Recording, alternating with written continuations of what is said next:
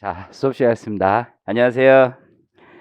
자, 168페이지 공익사업용 토지에 대한 양도세 감면. 이 시험에 나왔는데 중요한 거예요. 별표 치시고. 이제 공익사업용 수용되는 거예요. 수용.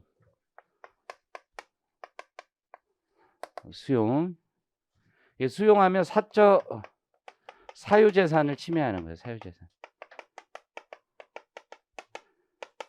내 재산을 침해하는 거죠. 사유재산을 침해하니까 이게 내 마음대로 내 재산을 팔고 싶을 때 파는 게 아니라 국가 강제로 수용하는 거죠.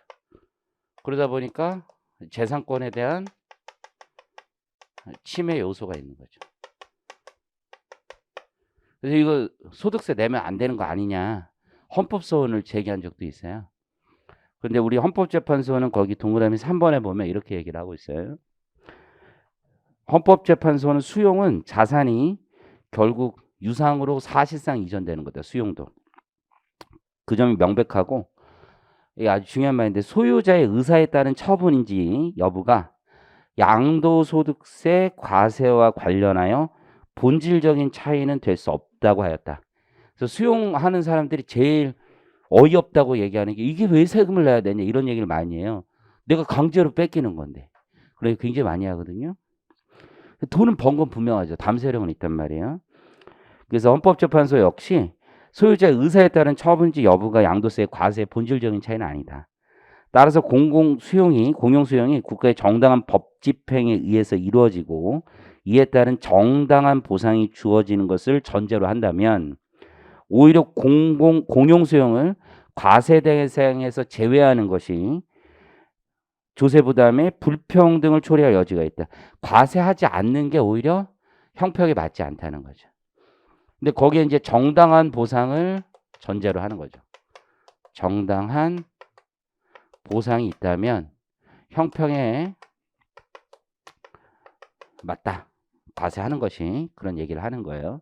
근데 이제 사실은 수용을 하면 좀 정당한 보상에 미치지 못할 가능성이 높단 말이에요. 그래서 우리 세제는 감면 제도를 가지고 있다고 보시면 돼요. 양도소득세를 감면하는 제도를 가지고 있다. 이제 요건을 보면 이렇게 돼 있어요. 사업인정 고시가 있습니다. 사업인정 고시.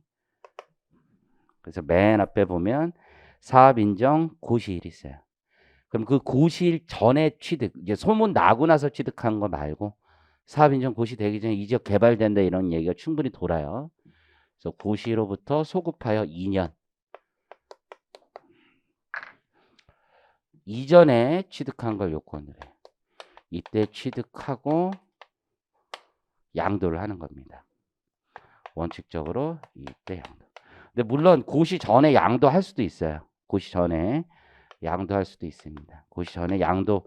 왜냐하면 이 고시가 조금 늦게 나와서 먼저 양도할 수도 있어요. 근데 양도를 하긴 하되 양도의 상대방이 정해져 있어요. 양도의 상대방이. 그래서 사업 시행자, 공용 사업 시행자 상대방이 정해져 있다.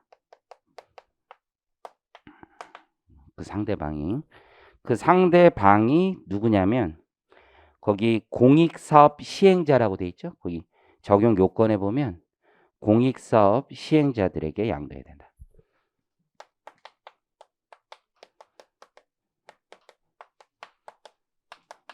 디테일한 내용은 조금 이따 보기로 하고 이 사람들에게 양도해야지만 감면을 해주겠다라는 얘기고 원칙적인 감면율은 10%에서 시작을 합니다. 10% 정도 감면. 옛날에는 완전 100% 감면하던 시절도 있었어요. 그러다 이게 지나치다 해서 10% 감면하되 이게 채권으로 받는 경우에는 그 감면율을 높여요. 왜냐하면 이게 토지보상금 같은 걸 주면 그분들이 이게 한번 막 억울하다 그러면서도 재미를 봤단 말이야. 그러니까 보통 다른 또 땅을 사. 아니면 그 돈 들고 와서 서울에 집 사고 막 이래요. 그래서 예전에 이제 노무현 정부 때도 지방 개발을 엄청 했단 말이에요. 그때 지방 개발을 하다 보니까 어떻게 하냐면 수용 보상금이 엄청 많이 나오는 거야. 그러니까 돈이 많이 풀리는 거지. 그럼 지금도 문제가 되는 게 3기 신도시 개발하면서 수용 보상금이 많이 나온단 말이에요. 지금 그분들이 제일 돈 가지면 인간이 돈을 가지면 이거 뭔가를 예금에 둘 수도 있고 뭐 주식할 수도 있지만 제일 많이 하는 게 뭐냐면 집을 사는 거야, 집을. 부동산을 사는 거야. 그럼 이 돈이 다시 서울로 대부분 와. 그래서 이 돈이 계속 서울로 오면은 이제 서울의 집값이 올리고 수도권으로 다시 다 돌아온단 말이야. 그래서 채권을 보유하면 유동성이 좀 덜 풀릴 거 아니야. 그래서 채권을 보유하면 가면율을 좀 높여주는 거야. 특히 장기간 보유하면 이 유동성 풀리는 걸 좀 막을 수 있으니까 15%에서 40%까지 최대 가면율을 높여 가는 거라고 보시면 돼요. 그럼 이해하시겠죠? 양도소득세하고 관련해서 조금만 더 설명을 드리면 이게 수용의 절차가 있죠. 수용의 절차. 수용 절차를 보면 맨 처음에 이제 사업 시행자가 있어요. 그리고 소유주가 있겠지. 소유주. 그래서 둘이 협의를 하는 거지. 협의 수용을 하면 협의. 그렇죠? 협의가 잘 안 될 수가 있지. 협의가 안 돼. 보통 협의를 먼저 하는 거예요. 사업 인정 고시가 돼도 협의를 먼저 하고 협의가 안 돼요. 그러면 그런 거 배우나? 그 행정소송법 이런 데 배우지 않는데 토지수용위원회 이런 게 열리는 거야. 토지수용위원회. 그렇죠? 여기서 이제 잘 안 될 수가 있지. 그렇죠? 그럼 토지수용위원회에서는 바로 공탁을 걸어줘. 공탁을 걸면 양도세에서는 요게 중요해. 공탁을 걸면 소유권 이전이 바로 돼요. 그냥. 그래서 양도소득세에서는 공탁 거는 날 공탁일이 소유권 이전일이 되는 거야. 양도세에서는. 공탁금만 걸리면 이게 실무에서 되게 중요한데 공탁금 걸리면 소유권 이전 등기로 봐요. 소유권 이전 된 걸로 봐서 이게 양도 시기가 돼요. 양도 시기. 공탁 걸면 다 양도 시기가 되게 돼 있습니다. 토지수용위원회에서 재결이 나고 뭐 그런 거 배우지 않아요? 재결 난다. 재결 나고 공탁 딱 걸게 돼 있어. 그렇죠? 재결이 나고. 그럼 얘가 그다음에 어떻게 됐더라? 기억이 잘 안 나는데. 얘 재결에 불복을 할 수 있지. 재결 맞지? 그럼 중앙 토지수용위원회인가? 거기서 열리지. 그렇죠? 그러면 요게 또 불복할 수 있지. 불복. 그렇죠? 빡친다고. 불복할 수 있지.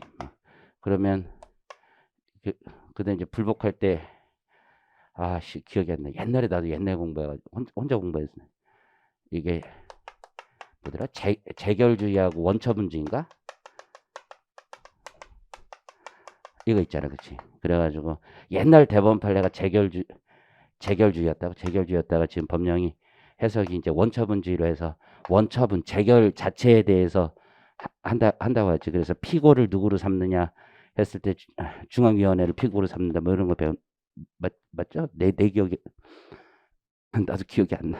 어쨌든 얘를 피고로 삼고 관할이 어디냐 뭐 이런 거 이제 부동산 소재지 관할이다 뭐 이런 거 맞나? 그렇지. 100% 확실하진 않아. 하도 옛날에 한 거라서 내 기억엔 그래. 혼자서 책 본 거라서 어쨌든 그랬던 것 같아요. 그래서 그렇게 하는 거지. 어쨌든 공탁금 걸리면 이거 신문에서 되게 중요해. 공탁금 걸리면 그때 양도식이다. 그런 거 잘 기억을 하시면 돼요. 그래서 또 뭐 있었지? 내가 했던 갑자기 기억이 막 스물스물 떠오르네. 사업 시행자하고 얘하고 이제 협의해서 하면은 이게 이 자체에 대한 취소 소송을 하느냐, 보상금 증감 소송을 하냐, 뭐 이런 거. 보상금 증감 소송이 하면 이게 얘한테 사업 시행자한테 소송하니까 형식적 당사자 소송이냐, 뭐 이런 거 맞죠? 미안해요. 이제 오버했어요. 기억이 갑자기 떠올라서 나도 떠오르면 또 생각하니까. 의의 가보시면 그게 돼 있어. 사업 인정 고시일 있죠. 사업 인정 고시일. 가로 안에 있는 거 아주 중요한 건 아니고 인정 고시일 전에 양도할 수도 있어요. 여러 가지 이유로. 양도하는 경우에 소급하여 2년 이전에 취득한 것만 돼요. 2년 이전. 양도하면 양도일로부터 2년 이전이고 고시일 이후에 양도하면 고시일로부터 소급하여 2년 이전에 취득한 거예요. 토지와 건물을 공익사업 시행자 또는 정비구역 사업 시행자에게 양도하거나 수용되는 경우에는 양도세를 감면한다는 얘기고 가장 취지는 보면 거기 공공사업용 토지 확보하기 위해서 양도소득세를 감면하는 거예요. 이 사람들 이제 머리띠 두르고 와서 나 이거 못 내겠다. 라고 얘기한다면, 왜냐하면 세후 소득을 보전해 준다는 측면이 있죠. 사유재산을 침해하기 때문에. 특히 정당한 보상에 미치지 못할 경우 세금에서 좀 감면을 통해서 정당한 보상에 미칠 수 있도록 해주는 거죠. 그래서 과거에는 사유재산권 침해를 보상한다는 차원에서 양도세 감면을 많이 해줬지만, 이게 100% 감면하던 시절도 있었지만 이 형평이 안 맞다라는 얘기가 있어서 현재는 감면의 범위를 축소한 상태다. 헌법재판소에는 이게 사실상 이전이다, 그런 얘기를 많이 하는 거고. 적용 요건, 양도자. 자, 이거는 결국은 정당한 보상에 미치지 못하는 문제 해결에 더 포인트가 있어요. 그래서 토지 수용을 좀 더 쉽게 하는데 큰 목적이 있는 거야. 그러니까 반드시 거주자에게만 그 혜택을 주는 게 아니라 비거주자에게도 혜택을 줍니다. 근데 이게 양도소득세 감면이에요. 조특법에는 조특법이라는 것 자체가 그 자체가 세목이 아니야. 어떤 소득세나 법인세 세목 자체를 조정해 주는 거라고요. 그래서 양도소득세를 감면하는 거기 때문에 비영리법인이나 혹은 영농조합법인은 법인세를 내는 거잖아요. 그럼 이들이 감면을 받을 수는 없는 거예요. 이제 세목 자체에 한계가 있다. 두 번째, 공익사업 시행자에게 양도를 해야 돼요. 공익사업 시행자. 거기서 이제 박스 안에 보면은 결국 공익사업 시행자가 크게 세 가지로 구분이 되는 거예요. 공익사업용 토지의 양도가 있을 테고, 두 번째 정비구역 토지 등의 양도가 있어요. 토지의 수용, 토지 수용, 공익사업을 위한 토지 등의 취득 보상에 관한 법률. 이게 세 번째가 제일 많지, 현실에서 토지 수용이. 자, 오른쪽에 가면 2년 이상 보유 기간이 있어야 되는 거잖아요. 사업인정 고실 이전으로부터 2년 이전에 취득해야 되니까. 그러면 요건 이제 보유 기간이 있는데, 보유 기간을 계산할 때 우리가 2월 과세나 상속에 문제가 있는데 이걸 어떻게 해야 되겠냐 라는 문제가 있고, 상속이나 징여 있을 때 보유 기간 계산에서 상속이나 징여가 있을 때 이 문제가 있죠. 그럼 상속이면 피상속인이 보유한 기간을 합산해 주냐? 합산하는 거, 합산. 합산하고, 징여는 2월 과세가 적용되는 징여 있잖아요. 2월 과세. 이것도 합산하는 거예요. 그래서 2월 과세, 징여자가 보유한 기간도 다 포함한다. 2월 과세가 적용되는 경우에는, 그리고 피상속인 이 경우엔 합산한다라고 보시면 돼요. 그래서 2년 이상 보유 요건을 충족한다. 과세특 내 감면율 원칙적으로 10%지만 채권 보상의 경우는 감면율을 높입니다. 그래서 채권 보상, 일반 보상 채권은 15%. 그리고 이게 만기 보유 특약을 맺는 거예요. 만기까지 내가 가져가겠다 라고 특약을 맺는 거야. 그래서 만기까지 가져가겠다는 계약을 맺는 거. 그러면 3년 이상 만기 보유 채권의 경우에는 30%, 5년 이상 만기 보유 채권은 40% 감면을 해주는 거예요. 그래서 이상의 만기 보유 채권만 보유했다고 하는 게 아니라 옆에다가 보유하기로 하는 특약 하나만 써볼까요? 보유하기로 하는 특약이 있어야 돼. 끝까지 가져가야 돼. 만약에 가져가지 않으면 추징당합니다. 그래서 이 정도면 괜찮다. 왜냐하면 몇십억 세금이 나오는 경우가 많거든요. 그래서 괜찮다 했지만 거기 때문에 재미가 없지. 한도가 걸립니다. 한도. 그래서 사람들 나 그러면 괜찮아. 그래서 좀 괜찮다고 생각했는데 에게 꼴랑 맥스 5년간 2억입니다. 그렇죠? 그래서 저도 지금 3기 신도시 때문에 누가 가져왔는데 양도세가 한 60억 정도 나오더라고. 60억. 그렇죠? 양도세 60억 나와요. 가면 받아도 60억 나와. 채권으로 받으려고 안 그래. 사람들 생각보다 채권을 받으려고. 이 돈 채권 5년을 묵힌다고 해. 금리가 여러 채권 보상 채권 이거 금리 2%도 안 돼. 이거 돈 묵힌다고 안 현금으로 받으려고. 현금으로. 10% 감면밖에 안 해준다. 감면했어. 그래도 감면했으니까 괜찮잖아. 그러면 6억 막 이렇게 10% 감면은 60억이면 6억 나오는 거잖아요. 그래도 한도 2억이 딱 걸려서 재미가 없다고요. 그럼 채권을 받으시죠. 얘기할 수 있어? 못하지. 40%든 10%든 어차피 한도에 걸린 건 똑같은데 아무 의미가 없는 거야. 그러니까 채권으로 하면 한도를 풀어주던지 내 생각에는. 채권은 과감하게 한도를 풀어줘야지 유동성을 제한할 거 아니에요. 그게 맞지. 제가 보기에는. 그렇죠? 대신에 이 사람들이 채권 받아 유동성 풀리면 이게 오히려 뭐 가산세를 따블로 하든지 그렇게 해서 그냥 확실하게 묶어두든지 하는 게 되죠. 그거 받아가지고 다들 생각은 지금 이 돈 빨리 받아서 서울에 뭘 살까 이게 고민한단 말이에요. 그렇죠?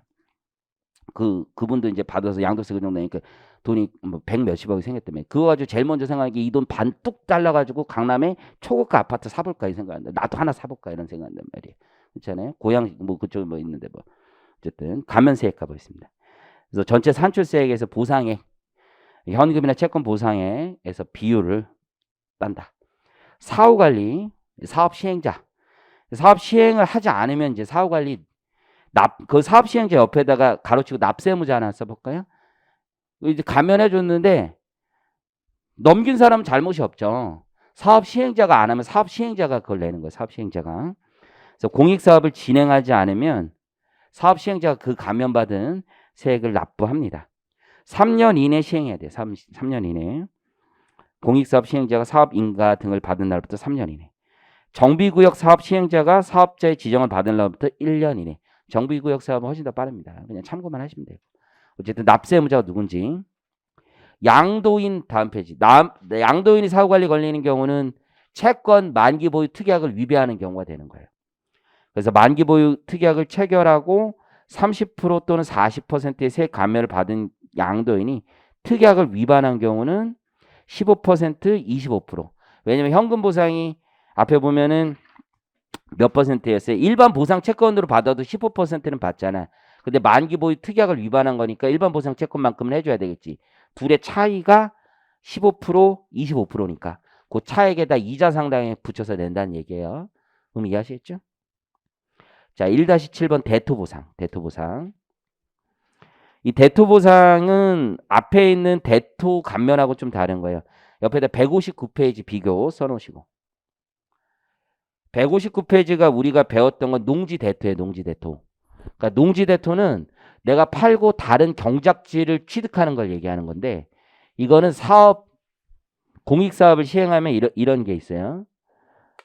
이 정비구역 같은 게 있거나 정비구역은 아니고 공익사업을 하면은 1구역, 2구역 뭐 이렇게 있는 거야. 그럼 내 땅이 여기에 있잖아. 내 땅이.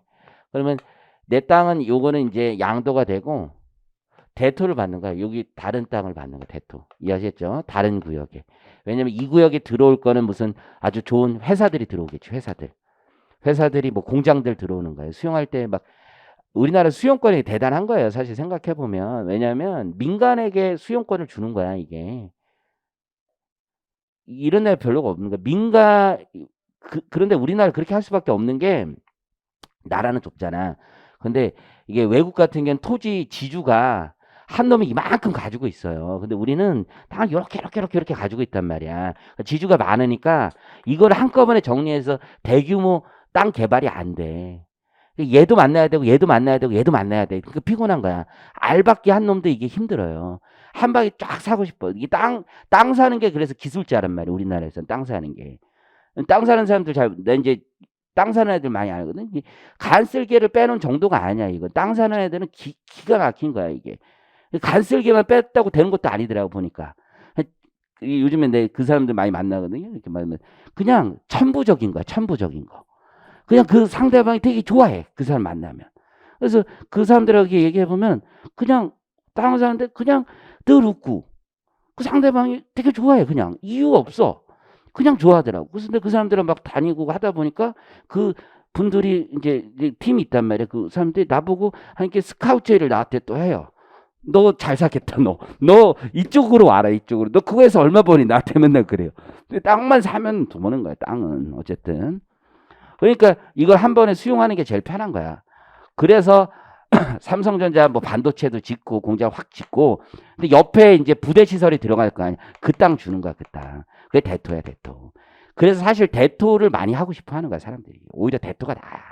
근데 거기 좀 감면까지 주는 거지. 그러면 수용이 되면 보통 섞어. 어떻게 되냐면 썩는다는 게 뭐냐. 일부 현금이나 채권 받고 대토 받는 거야. 그래서 감면이 양쪽이 같이 들어가는데 오해하면 안 되는 게 이게 이렇게 돼요. 내가 100억이 이제 가액으로 결정이 된 거야. 그중에 50억 현금 받고 50억은 대토분으로 받아. 그럼 대토분에 대한 감면, 50억 현금분에 대한 감면이 돼. 근데 이거는 안 되는 거야. 대토 감면을 받으면서 수용이 됐으니까 그 수용에 대한 감면도 동시에 달라. 이건 안 돼. 50억을 대토를 받았어. 100억 있으면 60억 대토를 받고 40억 현금 받았어. 그럼 40억 현금 받은 건 앞에 거 감면을 받는 거예요. 60억은 대토 감면 이걸 받는 거지 60억에 대해서 이것도 해달라는 거야. 대토 감면도 해주고 앞에 거 60억 수용 감면도 해주세요. 따따블로 해주세요. 이건 안 되는 거예요. 의미 이해하시겠죠? 이렇게 생각하시면 돼요. 대토 감면이든 뭐든 상관없어. 둘 다 받아봐야 지금 1억, 2억에서 다 걸려서 다 게임 끝나는 거야 지금. 이해하시겠죠? 이거에 걸리기 때문에 재미가 없어 이 사람들. 옛날에 좋았지 옛날에는 40%, 옛날 100% 감면해 주던 시절도 있어요. 땅 수용하기가 힘드니까. 요즘에는 그게 안 되는 거야. 의미 이해하시겠죠? 그래서 대토보상 의미 이해하셨고. 그럼 대토보상은 과세를 하는 게 왜 맞냐면 교환의 법리인 거야. 교환. 땅이 바뀌었으니까 이거 팔고 이거 새로 받았으니까 교환인 거야. 교환. 그래서 양도의 법리에서 일단 교환이기 때문에 과세하는 거예요. 근데 대토는 좀 괜찮아. 왜 괜찮냐면 이게 감면제도만 있는 게 아니라 과세이연 제도가 있어서 괜찮은 거예요. 그래서 대토는 과세이연하자 이런 경우도 꽤 많습니다. 왜냐하면 과세이연하고 나중에 그냥 상속받아 버리면 되잖아. 그러면 양도 차익은 결국 사라지잖아 상속으로. 그래서 나이 든 분들은 대토화 받을 때 무조건 과세이연하라고 어드바이스 해주는 거야.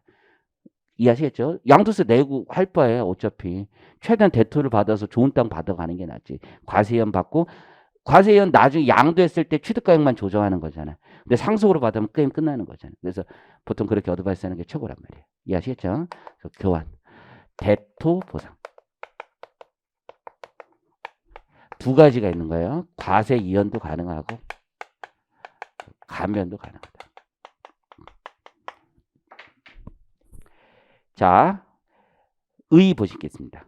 대토보상이란 토지보상금에 대한 따른 과잉 유동성과 양도인의 대체 용지 확보 곤란 등을 해결하기 위한 방편으로. 이게 농지 정리할 때도 대토를 많이 하거든요. 그럼 난 평생 여기서 농사 졌는데 나 다른 농지를 달라 이런 경우도 있어요. 그래서 공장하니까 대토를 세종시 개발할 때 좀 그랬었어. 세종시 이제 주거지나 상업용지 개발하고 요 농지를 요쪽에 좀 해주기도 했거든요. 그렇게. 그래서 토지 보상을 현금이나 채권 보상 이외에 공익사업으로 조성한 용지 중 일부로 주기도 합니다. 일부로. 자, 사업인정 고시일로부터 역시 똑같아요. 2년 이전에 취득한 토지 건물을 공익사업 시행자에게 양도하는 거죠. 그러니까 이게 보통은 다 섞어. 대토 보상하고 현금 채권 보상이 다 섞여 있어. 실제로 해보면 다 1-6하고 1-7이 다 섞여서 나오지 하나만 나오는 경우 별로 없어. 물론 하나만 나오는 경우도 있어. 난 이게 현금을 받고 이제 부동산 필요 없다 이런 사람도 있는데 아니면 이 사업이 대토 보상이 없는 사업이 있기도 하고 이해하시겠죠? 근데 대토 보상하는 거를 훨씬 더 선호해 이게. 주변에 왜냐 개발된 땅을 받으니까.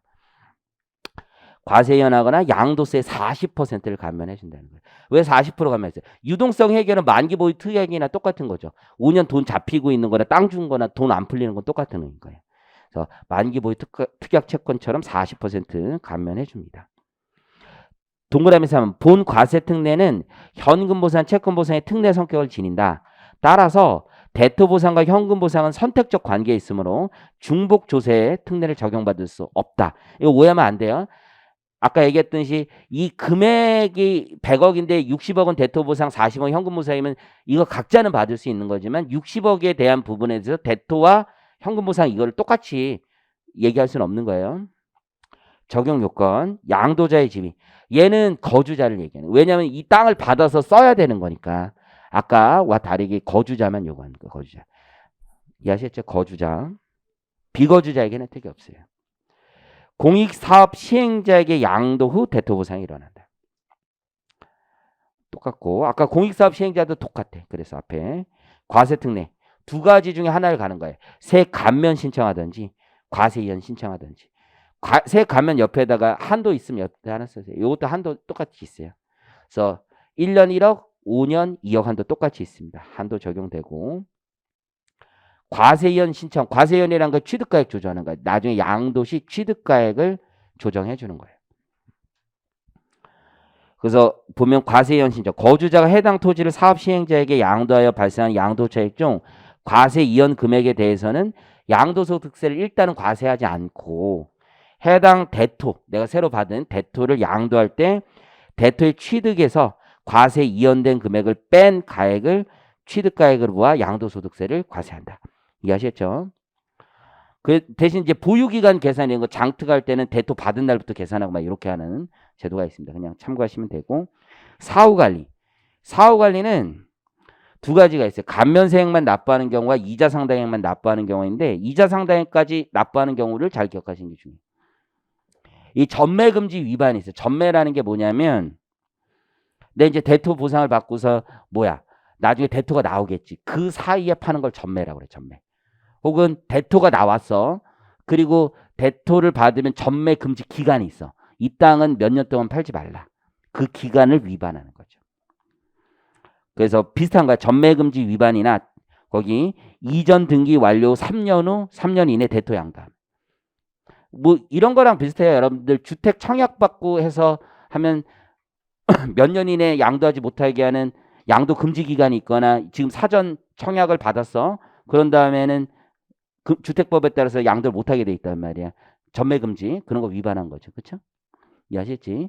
그래서 전매금지 이런 거 위반 딱 걸리면은 이게 이제 그 주택법 위반으로 걸리면 그 자료를 가지고 딱 이제 국세청에 통보를 해줘. 그러면 국세청에서 그 자료 가지고서는 쭉쭉쭉쭉 그 이제 자료 통보 대상자들 해봤죠? 그쵸? 그래서 쭉쭉 빨아요. 그래가지고 그 사람들 이제 돈 받은 사람들 해가지고 이제 요 사람들 학교 간 사람도 있고 요 이제 이름 대준 사람들 뭐 한다고 이름 대준 사람들 보면은 좀 받은 사람이 있어. 옛날엔 몇백 받고도 했고 요즘은 5천 1억 이렇게 받고 했는데 이 사람들 그 받은 것보다 세금이 더 많이 나와서 죽고 막 이렇게 하는 경우가 되게 많거든. 어쨌든 넘겨보겠습니다.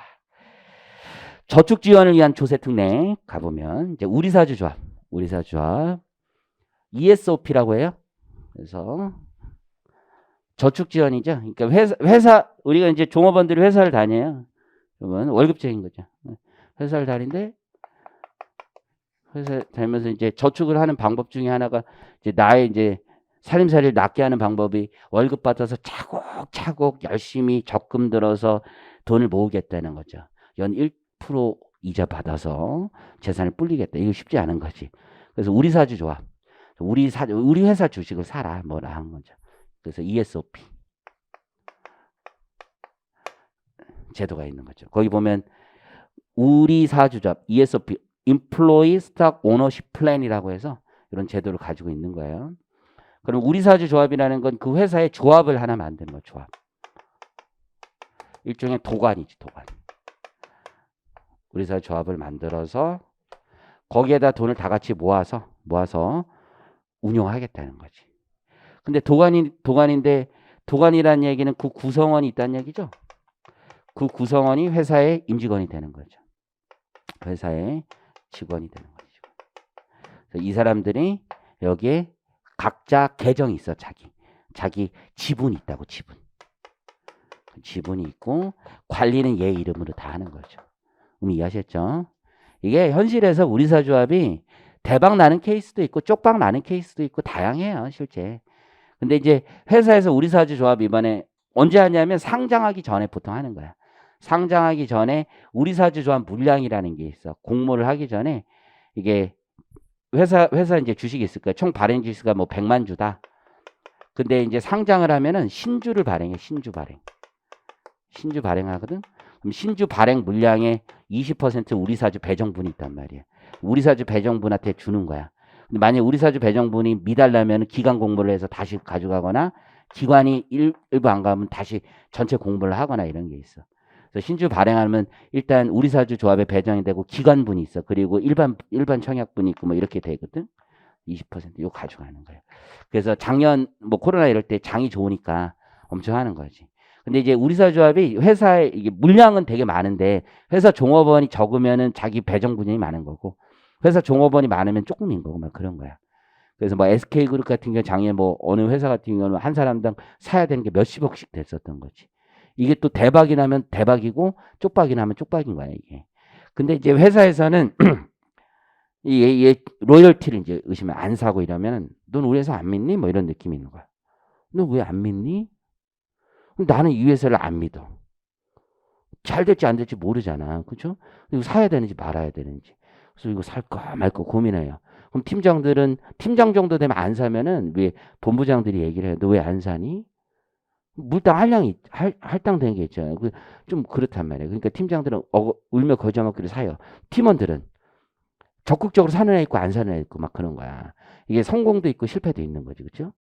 그럼 이제 우리사주 조합에 대한 세제 혜택은 여러 단계별로 있다라고 보시면 돼요. 여러 단계별로. 쭉 한번 볼게요. 쭉 한번. 자, 그러면 첫 번째 무슨 단계였냐면 출연 단계가 있어. 출연 단계. 돈을 넣는 단계가 있지. 출연. 혹은 사실 출자라고 얘기해야 돼. 출자. 조합원은 출자를 하는 게 되겠지. 그래서 첫 번째 소득공제를 해주는 게 있어요. 조합원에 대한 소득공제.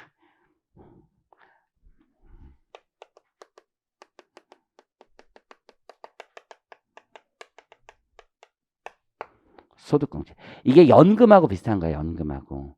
연금도 이게 소득세라는 게 누진과세다 보니까 젊은 시절에 세율이 높을 때 돈을 넣어서 세율을 너의 실질적인 세부담을 낮추고 나이가 들어서 돈 인출할 때 그때는 세율이 낮으니까 그때 가져갈 때 과세하겠다. 이런 측면이 있는 거지. 똑같은 거 연금하고. 그리고 이제 조합원 말고 그 이해자가 있겠지. 그러면 여기 기타 주주도 있고 실시 회사도 있지. 실시 회사. 기타 주주라는 건 뭐야? 여기 우리사주 조합이 삼성전자 우리사주 조합이 있다라고 하면 삼성전자의 삼성생명이라는 회사가 주주란 말이야. 나도 거기다 돈 줄게. 우리 회사 잘 되는 거니까. 그렇죠? 그럼 얘네들은 이제 기부금이라고 인정을 해주는 거고 실시 회사는 이제 돈을 넣어주면 여기다 돈 넣어주면 요거는 손비 인정이 되는 거야. 손비 인정. 왜 얘네들이 돈을 넣어주냐면 얘네들이 시장에서 이제 산단 말이에요. 이게 IPO 할 때는 이게 법률에 따라서 시장 가격보다 싸게 사게 해준다고. 싸게. 이해하시겠죠? 그럼 다른 기타 주주를 희생시키지만 우리 법제가 그래. 왜냐면 종업원들이 열심히 일하게끔 해주는 게 더 회사에 가치가 있다고 생각하기 때문에 법제가 그렇게 인정해주고 그리고 나서도 우리 사주에서 계속 물량을 사들여. 실제로. 사들일 때 조합원들에게 좀 싸게 사게끔 해준단 말이야. 그러면 시세는 10,000원인데 이걸 7,000원, 8,000원에 싸게 사게끔 해줘요. 일반적으로. 그러면 3,000원 돈이 모자라잖아. 그걸 얘네들이 충당해 주는 거야. 이해하시겠죠? 그만큼 충당해 주기 때문에 돈 출연해 주는 단계가 있다라고 보시면 돼. 이해하시겠죠? 그리고 나서 이제 조합원들에게 계좌가 있단 말이야. 그러니까 이게 가상 계좌 같은 거긴 한데 우리 사주 조합에 보면 나 얼마 있다 이렇게 보이긴 해요. 뽑을 수는 없지만 보이는 거지. 사이버 머니 같은 거지. 우리 기업에게 지금 삼성전자 주식 같은 거죠. 팔 수 없지만 666을 찍어서 팔 수는 없지만 난 있긴 있다. 이런 거 있죠. 이런 거. 이런 단계. 이제 배정을 해준단 말이에요. 가상으로 배정해줘. 그래서 여기 조합 안에 조합 계정이 있고 일단은 돈이 들어온 상태에서는 아직 배정이 되지 않으니까 조합 계정이 있고 개인 계정이 있는 거야. 개인 계정. 예, 조합원 계정. 그래서 배정을 해주는 거야. 배정을 해줄 때 두 가지 방식이 있어요. 두 가지 방식. 야, 네 돈 넣고 가져가. 유상으로 배정해 주는 게 있고. 아니면 조합원에게 그냥 공짜로 주는 경우가 있어. 무상 배정. 실제 무상 배정도 많아. 대기업 같은 경우는 1년에 한 12주씩 주는 거야. 외국 기업도 많아요. 12주씩 그냥 열심히 일했으니까 주겠다. 무상 배정. 이해하시겠죠? 그러면 유상 배정은 하긴 하는데 과세 이슈는 시가 10,000원인데 10,000원 주고 사면 아무 문제가 없는 거야. 그런데 유상 배정이라는 건 조합원이 낸 돈으로 산다는 거야. 무상 배정은 조합원이 안 낸 돈으로 공짜로 준다는 거야. 여기서 돈이 나와서 공짜로 주는 거. 유상 배정은 과세 이슈가 생긴다는 건 저가로 샀을 때 문제가 되는 거지. 그래서 저가 배정을 얘기하는 거야. 저가 배정. 싸게 샀다. 싸게. 저가 배정. 아시겠죠? 무상 배정은 공짜로 받은 거. 이 과세 이슈가 있겠죠. 지금 의미 이해하셨죠? 배정. 근데 우리 세법은 이때 과세 이연해 주는 제도를 가지고 있는 거야. 이때 세법은 전체적으로 좀 세금 늦게 내라. 과세 이연. 일부는 과세하고 일부는 과세 이연해 주는 제도를 가지고 있다라고 보시면 돼요. 그리고 나서 이제 인출하는 단계가 있는 거예요. 인출하면 그때 과세하는 거야. 그렇죠? 뭐를 과세하는 거야? 지금까지 과세 이연했던 걸 과세. 사실 얘도 과세 이연이야. 소득공제도 과세 이연해 준 거랑 똑같은 거예요. 과세 이연. 그래서 과세 이연분을 인출할 때 과세하는 거야. 그래서 인출할 땐 지금까지 과세 이연했던 과세 이연분을 과세. 과세 이연분을 과세한다 라고 생각을 하시면 돼요. 이해하시겠죠? 근데 다 과세하는 게 아니라 일부를 비과세하는 거예요. 일부 비과세. 어떻게 비과세하냐면 보유기간에 따라 다른 거예요. 보유기간이 장기면 비과세 비율이 높아. 그래서 보유기간에 따라 감면해 주는 거예요. 감면. 비과세. 그래서 보유기간에 따라서 몇 프로씩 비과세 해주냐면 2년 이상 보유하면 해. 50에서 100%까지. 그래서 보유기간인데 2년 이상 보유하면 2년 이상 보유 하면 감면해 주는 거야. 그리고 중소기업이고 6년 이상 보유하면 100% 감면해 주고 100% 감면. 100% 비과세 감면해 주는 거야. 100%. 6년을 버텼대. 6년을. 어마어마한 거죠. 근데 사실 쉬울 수도 있어. 계속 마이너스예요. 계속. 6년 버틴 거지. 뭐 존버밖에 길이 있어? 괜찮아? 인출. 그리고 마지막 양도시에도 문제가 있었어. 양도. 양도하면 원래 과세하는 건데 양도가 특별한 케이스에 양도 3천만 원 비과세 규정이 있어. 특별한 케이스. 아주 스페셜한 케이스. 내가 퇴사하는 거야. 퇴사하면서 엔드. 1년 이상 보유했던 거야. 1년 이상 보유했고 퇴사하는 거야. 그리고 누구에게 양도하냐면 우리사주 조합에 넘기고 가는 거야. 우리사주 조합에 넘깁니다. 이렇게 넘기면 3천만 원 양도세 비과세.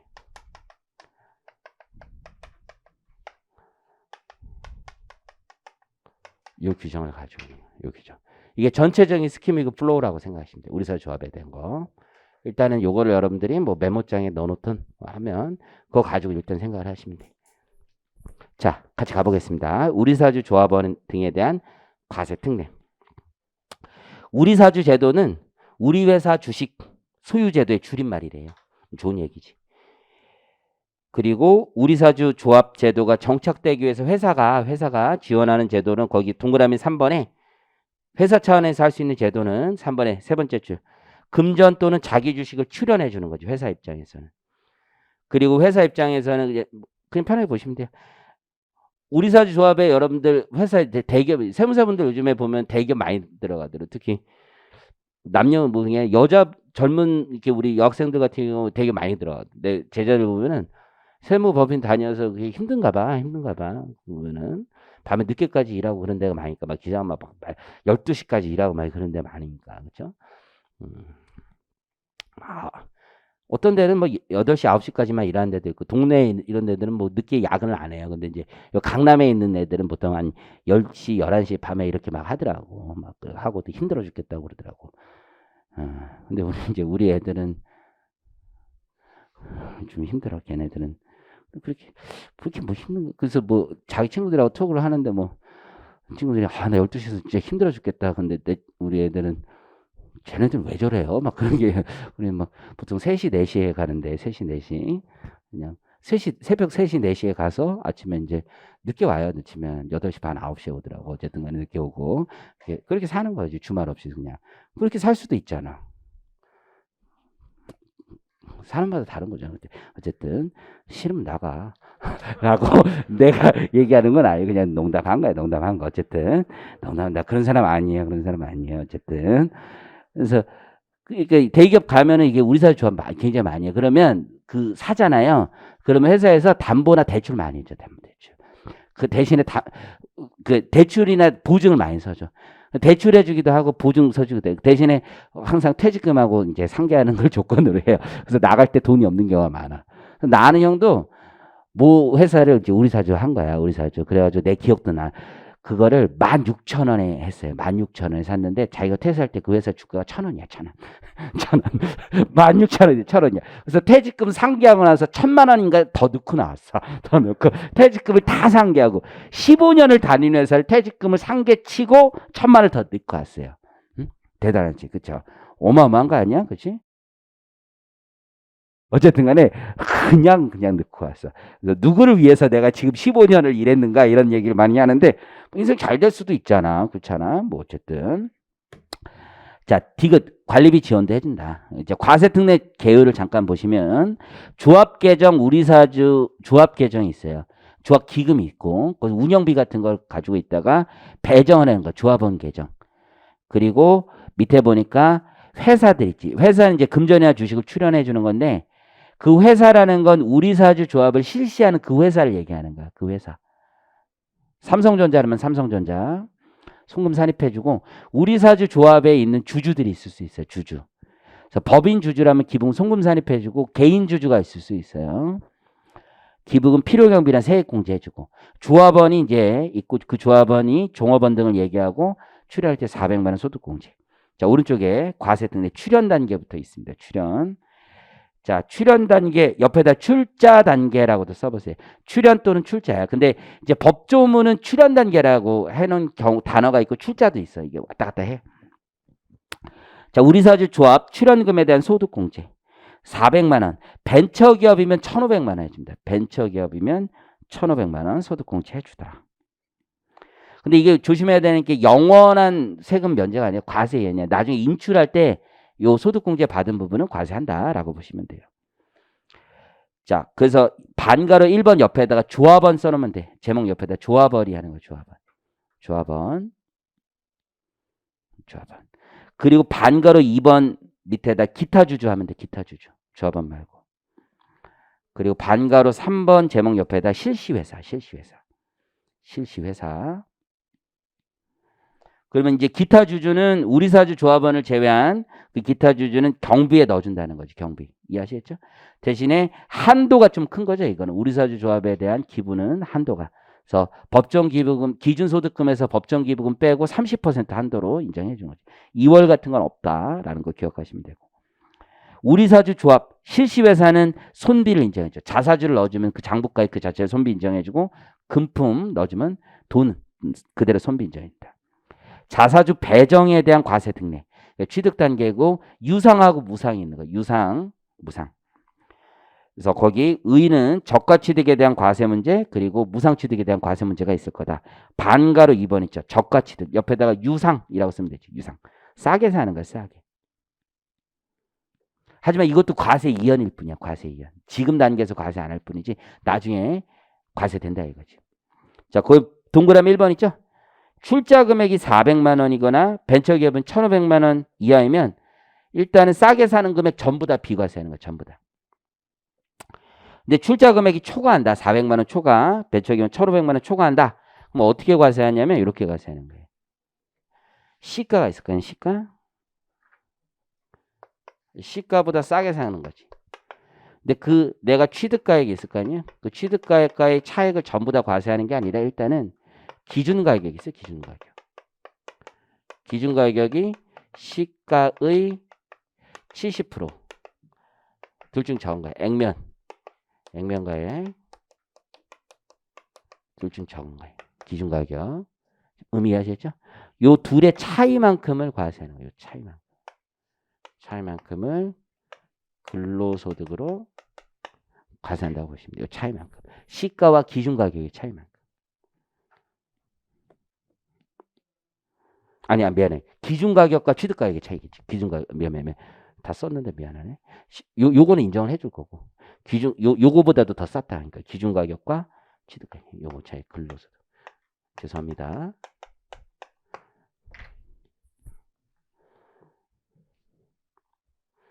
그래서 기준가격과 취득가격의 차이만큼. 그래서 다음 페이지 사례를 가보면, 1번에 보니까 시가가 700만 원이고 출자 금액이 400만 원. 무조건 비과세하는 거지. 무조건. 출자 금액 자체가 400이니까. 출자 금액이 500만 원. 500만 원. 그러면 이제 이게 문턱 효과 이런 거 없어. 그냥 다 하는 거야. 다. 그러면 기준 가격이 800에 70%니까 560만 원이잖아요. 그죠? 그러면 그 초과합은 60만 원을 과세한다는 거고 시가 3천만 원이다. 그럼 출자 금액 취득가액 1,500이다. 라고 하면 70%가 2,100이잖아요. 만약 얘네들이 벤처기업이라면 전액 비과세 되겠지만 벤처기업이 아니라면 600만 원 과세한다는 거죠. 이해하시겠죠? 이때 이제 시가를 어떻게 계산하냐? 라는 문제가 있을 테고, 상증세법 준용한 주식의 가격을 말하고, 평가 기준을 이전 전후 2개월이거든. 2개월 뭐 그런 거 하지 않고 1개월로 한다. 뭐 이렇게 돼 있고. 반가로 3번에 법인 출연분 있죠. 이건 무상취득이라고 보면 돼. 무상취득. 무상. 그래서 무상취득은 다 과세하는 게 아니고 일정 금액 초과분에 대해서만 과세합니다. 아래 금액 초과분. 그래서 조합원의 직전 연도 총 금액의 20%와 500만 원 중에 큰 금액, 그렇죠? 초과분을 근로소득으로 본다. 양가로 3번 운영 단계. 우리 사주 조합 자체가 도관이라는 점을 강조하는 거. 도관. 운영 단계, 도관이다. 그래서 운영 단계에서 비과세하고, 그러니까 거기다 하나만 써볼까? 우리 사주 조합 소득을 다 비과세. 우리 사주 조합 단계에서 발생하는 소득은 다 비과세합니다. 우리 사주 조합의 계좌를 가지고 있어서 이자 같은 게 있을 수 있잖아요. 그런 거 다 비과세. 그런 거. 그리고 인출하는 단계에서 과세할 거다. 인출하는 단계에서.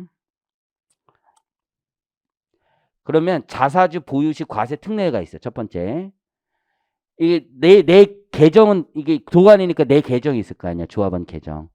그리고 그 조합원 계정에 있는데 배당이 들어온다고. 이 배당은 내가 롤업해서 계속 또 투자할 수도 있고 돈 받을 수도 있거든요. 그걸 보시면 과세하지 않는데. 대박이죠? 그래서 우리 사주 조합에 있는 그 계좌에서 발생하는 그 배당은 과세하지 않습니다. 근데 요건이 있어요. 요건 세 가지 묶으시고 일단 에스크로가 그 증권금융회사에 예탁돼. 증권금융회사에 예탁돼. 증권 예탁원 뭐 이런 데 있어요. 증권 예탁원. 여의도 가면 거기 있어요. 예탁원. 신도 모르는 직장 뭐 이렇게 얘기하는데 요즘은 그 MZ들은 신보다 더 대단해서 그런 회사를 잘 알더라고 다. 어디가 좋은 회사인지 어디가 개꿀인지 뭐 이런 거 다 알던데. 두 번째 소액주주야 돼. 소액주주. 우리 사주. 액면가액 합계액이 1,800만 원 미만. 액면가액 기준. 자, 반가로 3번에 징여세. 이건 뭐냐면 원래 법률상 우리 사주 조합 자체는 비영리란 말이야. 그러면 출연을 받으면 그거에 대해서 징여세 이슈가 있지. 특히 주식 받으면 5% 이상 받으면 또 징여세 이슈가 있고 그냥 현금 받아도 징여세를 내야 되는 이슈가 있잖아요. 그런 거 하나도 과세하지 않아. 얘들 공익법인이라고 할 수도 없잖아. 사실은. 그래서 징여세 과세하지 않습니다. 도관에 불과하기 때문에 징여세 과세하지 않는다. 운영비용. 우리 사주 실시하는 법인이 운영비를 지출했어요. 이거 실시법인이야. 그러니까 무슨 얘기냐면 여기서 운영비가 발생할 거 아니야. 그 운영비를 대신 내주는 거야. 여기서 대신. 그 운영비 다 손비 인정해 주는 거야. 운영비. 자, 네 번째 인출 단계. 인출. 지금까지 과세 이연했던 거 과세하겠다. 근데 이게 다 과세가 되는 게 아니라 2년 이상 보유했으면 비과세를 해준단 말이야. 그게 큰 거지. 지금까지 과세 안 되고 다 모았다가 2년만 장기 보유해라. 그럼 비과세 해주겠다. 이게 회사 입장에서 우리 사주가 되게 우호지분이야. 우호지분. 오너 입장에서 우리 사주 거기 어차피 다 애들 임원들 다 내가 선임한 애들 아니야. 그럼 우리 사주 조합에 지분이 꽤 있어요. 그러면 회사에 큰일 있을 때 우호지분이야. 이거 어마어마해. 그러니까 얘들 이거 팔고 나가는 거는 있을 수가 없는 일이야. 퇴사 전에는 팔고 나가는 거 있을 수 없어. 근데 이제 주인 없는 회사들은 팔아. 애들이. 주인 없는 회사. 금융기관 뭐 이런 애들 있잖아. 다 팔아. 다 그냥 싹 다 팝니다. 걔네들은. 자, 과세 이연된 소득에 대한 과세. 그래서 주식의 취득 단계에서 과세되지 않은 금액은 인출 단계에서 과세하는 게 원칙이다. 원칙. 인출 단계에서. 그럼 과세되지 않은 금액이 언제 있어서 무상 취득할 때도 20% 500만 원 초과분만 과세돼서 그 금액. 저가 취득도 출자 금액에 따라서 400, 1,500 이하 아예 과세하지 않았고 그 이상인 경우에는 기준 가격과 시가의 차익은 과세가 안 했던 거고. 소득공제 받은 분도 과세 안 했던 거잖아요. 그거 과세한다는 거야. 그래서 박스 보시면 조합원이 출자했을 때 옆에다 유상 써놓으면 되지. 조합원이 출자했을 때 유상 취득했을 때 법인 주주나 개인 주주가 출연한 돈으로 출자받는 거 무상 취득한 거죠. 무상 취득. 그럼 그 케이스를 한번 보면 케이스 소득공제 한도 초과. 소득공제 못 받고 내가 는 돈이라는 거죠. 이게 마치 연금소득에서 과세제 기여금하고 똑같은 거지. 과세하면 안 되지. 이건 내 돈 넣고 내 돈 내산 뭐 이건 내 돈 넣고 내가 가져온 거지 내가. 저가 취득으로 과세된 부분은 인출할 때 과세하면 안 되는 거지. 과세 안 된 부분만 과세하는 거예요. 그렇죠? 소득 공제 받은 부분은 공제가 됐잖아요. 얘는 과세하는 거지. 이해하시겠죠? 그런 식으로 판단한다는 거예요. 다 외우는 게 아니라 결국은 과거 취득 단계에서 유상, 무상, 적과 취득, 그렇죠? 유상, 소득 공제 받은 부분, 과세 안 된 부분, 소득 공제 받거나 유상 취득, 무상 취득할 때 과세되지 않은 부분은 인출시 과세된다고 보시면 돼요. 그렇게 쓰시면 되는 거예요. 무상 취득도 뭐 예서 무상 취득분에서 한도 초과분은 과세가 됐을 거 아니야, 그렇죠? 그건 인출할 때 비과세가 되겠지. 근데 한도 이내 금액은 비과세가 됐던 거잖아. 과세가 안 됐잖아. 그러면 인출할 때 과세가 될 테고.